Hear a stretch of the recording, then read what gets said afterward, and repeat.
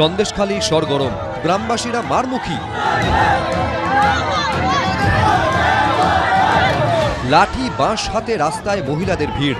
তৃণমূল কর্মীরা পালাচ্ছেন, পলিমাটি মারিয়ে নদীর জলে ঝাঁপ দিচ্ছেন, কেউ সাঁতরে গিয়ে লঞ্চে ওঠার চেষ্টা করছেন। গ্রামবাসীদের একাংশের প্রতিরোধে এভাবেই পিছু হটলেন তৃণমূল কর্মী ও সমর্থকেরা।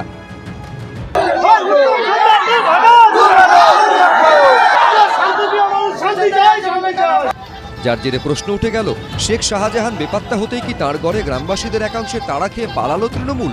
বেতাজ বাদশাহ উধাও হতেই কি সন্দেশখালীতে আলগা হতে শুরু করেছে তৃণমূলের ভিত? আমরা মিছিল টিছিল করে আমরা বাড়িতে খেয়ায় উঠেও গেছি।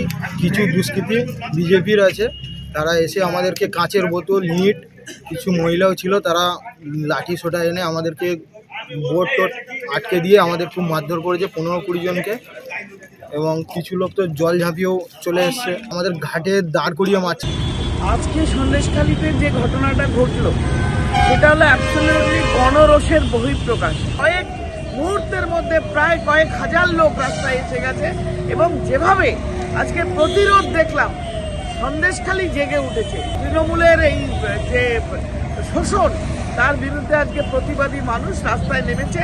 ইডির তলবে বুধবারও হাজিরা দেননি সন্দেশখালী কাণ্ডে অভিযুক্ত তৃণমূলের ব্লক সভাপতি শেখ শাহজাহান।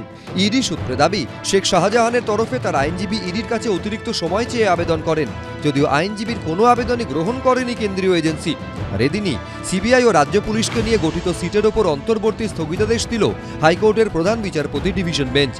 আর এরই মধ্যে বুধবার কেন্দ্রীয় বঞ্চনা সহ বিভিন্ন অভিযোগে সন্দেশখালী 2 নম্বর ব্লকের ত্রিমোহিনী, কাহারপাড়া, দাসপাড়া, পাত্রপাড়া সহ বিভিন্ন এলাকায় মিছিল করছিল তৃণমূল।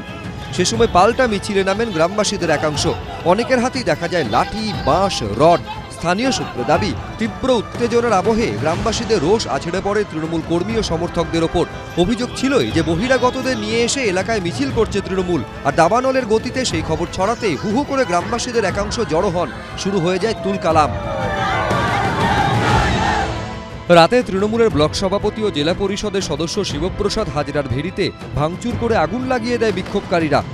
শেখ শাহজাহানের দলবল জোর করে বিঘার পর বিঘা ভেড়ির জমি দখল করেছে। সেই অত্যাচারের বিরুদ্ধে গ্রামবাসীদের একাংশ গণপ্রতিরোধ গড়ে তুলেছেন বলে দাবি করছে বিজেপি।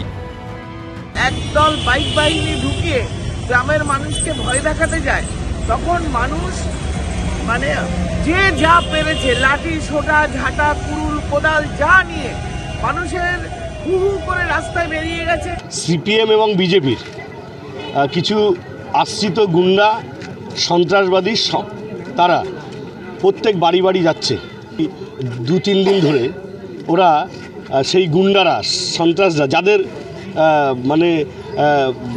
জীবনে কোনো জায়গায় দেখা যায় না, ঠিক আছে, হঠাৎ থাকে, হঠাৎ এসে তারা উৎপন্ন হয়। হঠাৎ এই দেখলেন আপনারা যে আমরা জমি দখল করে নিচ্ছি, আমার বিরুদ্ধে অপপ্রচার চালাচ্ছে। তুলকালামের সময় পরিস্থিতি সামাল দিতে গিয়ে রীতিমতো চাপে পড়ে পুলিশ। ফেরি সার্ভিস কিছুক্ষণের জন্য বন্ধ রাখতে হয়। সমীরণ পাল, এবিপি আনন্দ।